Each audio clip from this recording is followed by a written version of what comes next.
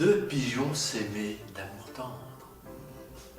L'un d'eux fut assez fou pour entreprendre un voyage en lointain pays. L'autre lui dit: qu'allez-vous faire? Voulez-vous quitter votre frère? L'absence est le plus grand des maux. Non point pour vous, cruel. Au moins que les travaux, les soins, les dangers du voyage changent un peu votre courage. Attendez les zéphyrs, qui vous presse. Un corbeau tout à l'heure annonçait malheur et quelque oiseau.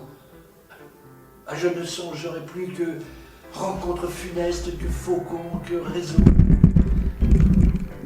Et là, se dirais-je, il pleut, mon frère a-t-il tout ce qu'il veut, bon souper, bon gîte et le reste. Ce discours ébranla le cœur de notre imprudent voyageur, mais le désir de voir et l'humeur inquiète l'emportèrent. Et il dit: oh, ne pleurez plus. Dans 3 jours au plus, mon âme sera satisfaite. Je reviendrai dans peu conter de point en point les aventures à mon frère. Je le désennuierai. Qui ne voit guère n'a guère à dire aussi. Mon voyage dépeint vous sera d'un extrême plaisir.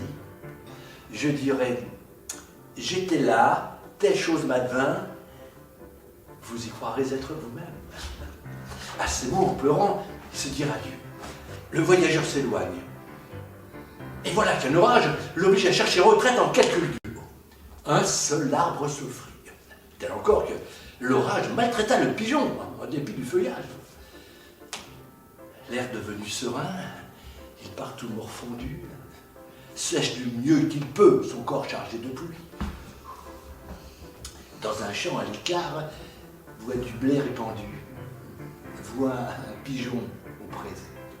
Oh, cela lui donne envie, il y vole, il est pris. Ce blé couvrait d'un lard les menteurs et tristes appâts. Le lard était usé, si bien que de son aile, de son pied, de son bec, l'oiseau le rompt enfin. Quelques plumes y périrent. Mais le pire du destin fut qu'un certain vautour à la serre cruelle vit notre malheureux qui, traînant la ficelle et les morceaux du lard qu'il avait attrapés, semblait un forçat échappé.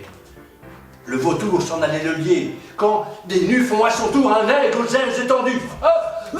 Le pigeon profita du conflit des voleurs, s'abattit auprès d'une masure et crut, pour ce coup, que ses malheurs finiraient par cette aventure.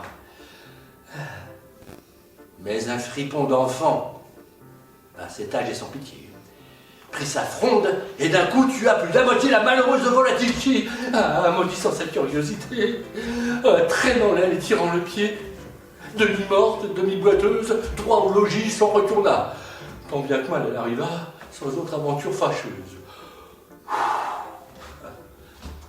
Voilà nos gens rejoints.